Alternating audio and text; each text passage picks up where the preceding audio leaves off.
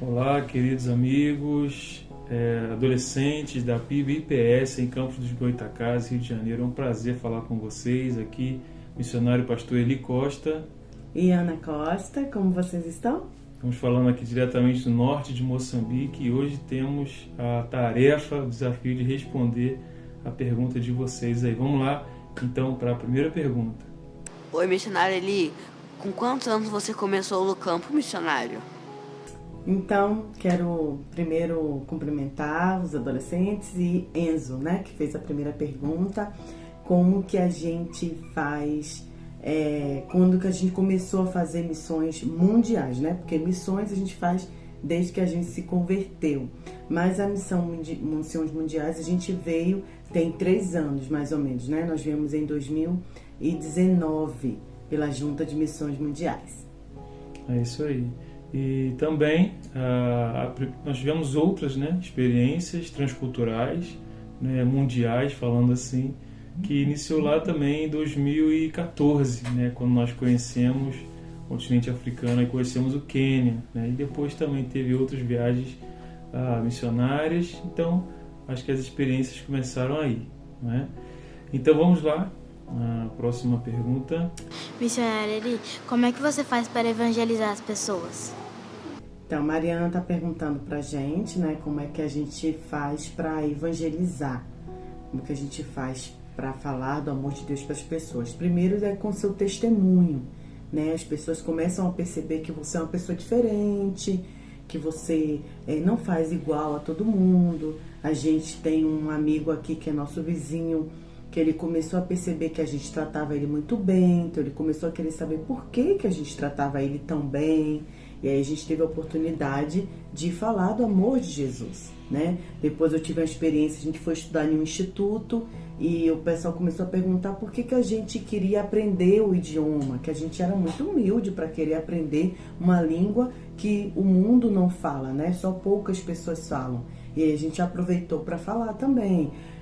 Então, a partir do momento que você tem uma vivência, que você segue a Jesus, as pessoas vão perceber que você é diferente. Então, você aproveita para falar por que você é diferente. E aí existem várias formas. Aqui, como a gente está em outro país, a gente fala do amor de Deus com a nossa vida, a gente fala do amor de Deus através dos projetos, a gente fala do amor de Deus quando a gente abençoa e ajuda alguma família, alguma criança. E aí, assim, as pessoas vão percebendo que Deus, né, tem nos usado e ela quer conhecer mais sobre esse Deus. Missionário Eli, como você lida com a perseguição religiosa? Uma pergunta também da Júlia sobre a perseguição religiosa. Então, aqui no norte de Moçambique, nosso contexto, para os estrangeiros não exatamente existe uma perseguição religiosa. Não é mais para os locais, né, quando os moçambicanos se convertem, né, aí seguem a Jesus Cristo.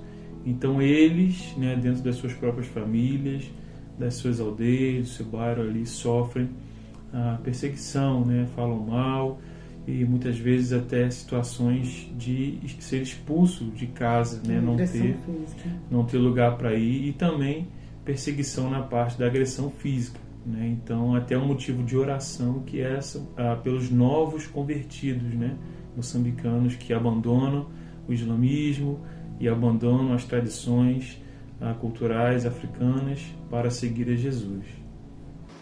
Missionário Eli, quais são as dificuldades para evangelizar os muçulmanos? Excelente pergunta da Ana Luísa. Quais são as dificuldades e as condições enfrentadas por nós e das pessoas da localidade? Então, existe uma ilusão, vamos dizer assim, né? Quando a gente fala de continente africano, fala de Moçambique, pensa que só tem miséria, só tem coisa ruim, e não é assim. Moçambique é um país lindo, que tem lugares lindos, tem praias, tem shoppings, né? Tem hotéis luxuosos, não onde a gente está, mas existem sim esses lugares.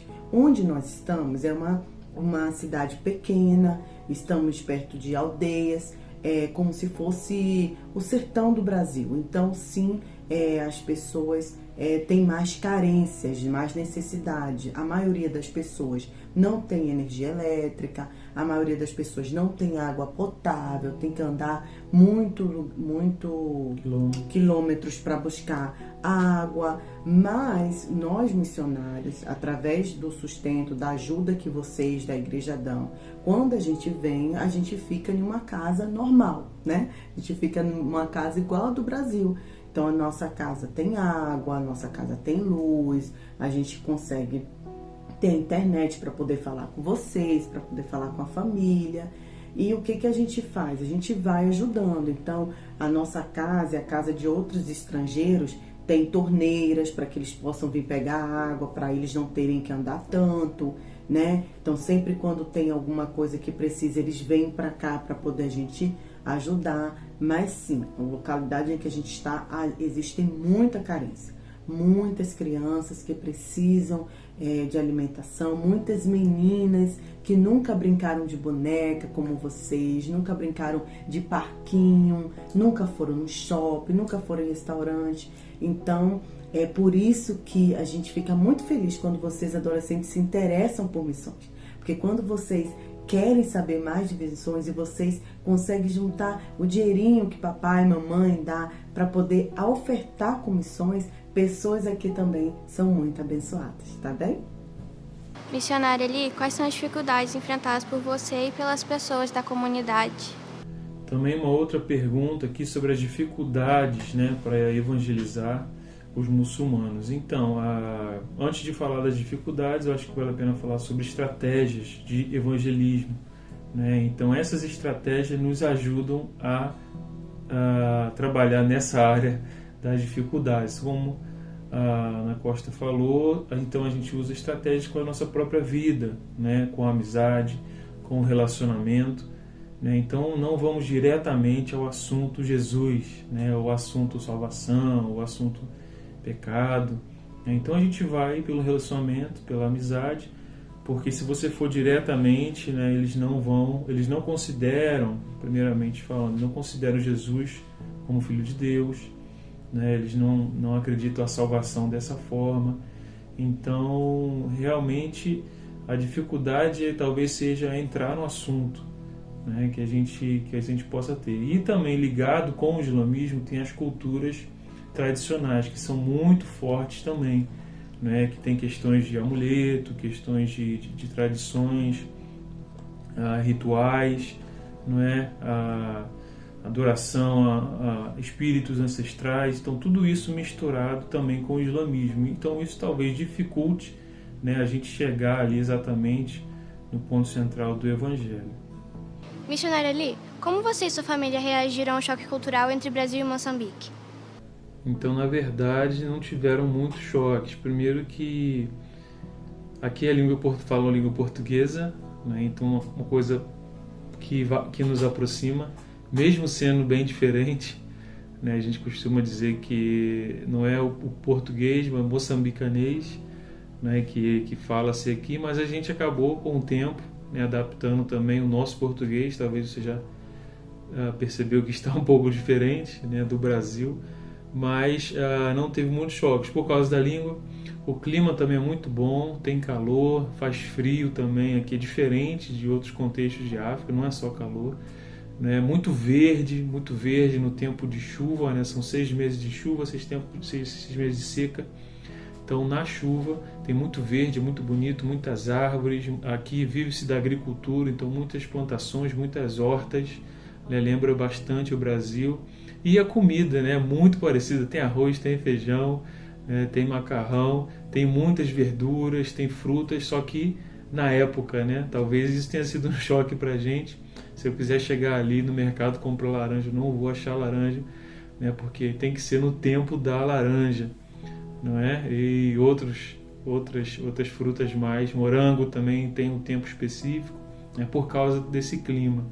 Então, talvez seja isso um pouco do choque cultural, né? E talvez a questão das crianças também, apesar de a África passar essa imagem muito do amor às crianças, mas aqui nós não vemos tanto esse cuidado, esse amor, talvez até os 2 anos a criança fica aí nas costas, né, da mãe, mas depois ela começa a andar e daí já está solta, né, e vemos muitas crianças a brincar na rua, soltas assim, perto da estrada, né, bem pequenas mesmo. Então para a gente, talvez às vezes também trabalhando, carregando peso assim, né, na cabeça, nas costas também. Então para nós talvez tenha sido um choque essa questão mesmo do cuidado e do amor pelas crianças. Missionária Eli, qual é o dialeto usado e foi difícil aprendê-lo? Bom, falando um pouco da língua, né, dos dialetos também, ou línguas moçambicanas, aqui, como falei, a língua oficial do país é a língua portuguesa, não é? Devido à colonização dos portugueses, mas existem mais outras catalogadas, aí 40 ou 45 línguas moçambicanas ou dialetos, né? Então, aqui no norte fala-se também a língua portuguesa, mas nós estamos aprendendo a língua moçambicana chamada Xiao, né? Então o Xiao é falado pelo povo Iau, que vive aqui na região norte. Então, para mesmo chegar até o coração, né, para mesmo passar a mensagem do Evangelho objetivamente, né, para que eles entendam, porque muitos dizem que falam português, mas não falam, só conseguem cumprimentar. Então a gente acabou tendo esse desafio de aprender a língua Xiao. Então nós estamos na caminhada também do aprendizado da língua. Orem por nós, né, para que a gente continue firme aí e também possa falar exatamente o Evangelho na língua materna deles, e que realmente o Evangelho possa chegar até o centro, né, do coração desse povo amado. Missionária Ana, como é conciliar a maternidade e o campo missionário? O Daniel perguntou como é conciliar a maternidade e o campo missionário. Excelente pergunta. É difícil, né? A gente tem que ter muita dependência do Senhor, muita sabedoria, mas a maternidade no campo missionário só existe porque tem a paternidade, né? E só somos nós dois, né? Não temos nenhum apoio, rede de apoio, não tem avós, não tem tios, não tem amigos próximos para poder compartilhar e deixar o filho. Então, a gente se organiza, né, muito bem. Então, ele tem os trabalhos, dar aula no seminário, dar aula nos projetos, evangelizar, discipular, e a gente tenta organizar um pouco com o projeto que eu desenvolvo, que é das meninas. E aí também eu tive que diminuir os dias dos encontros, eu tive que deixar alguns discipulados, porque, né, o bebezinho demanda muito. Agora mesmo eu tive que sair, porque o bebê chorou para amamentar. Mas, por outro lado, é um testemunho, é uma prova do cuidado de Deus, é uma forma que os moçambicanos veem que Deus é fiel, e eles começam a perceber, afinal, olha, o bebê dela nasceu aqui no nosso país e ele está bem, e a bebê dela não usa amuletos, não vai a curandeiros e está com saúde. Por quê? E aí eles começam a querer conhecer mais desse Deus. Então a maternidade no campo missionário é um presente do Senhor, né? E para conciliar, a gente vai com muita sabedoria, entendendo que tudo tem seu tempo e que a nossa maior missão é a nossa família, os nossos filhos, criá-los no caminho do Senhor. Muito obrigado por essa pergunta. Deus abençoe vocês.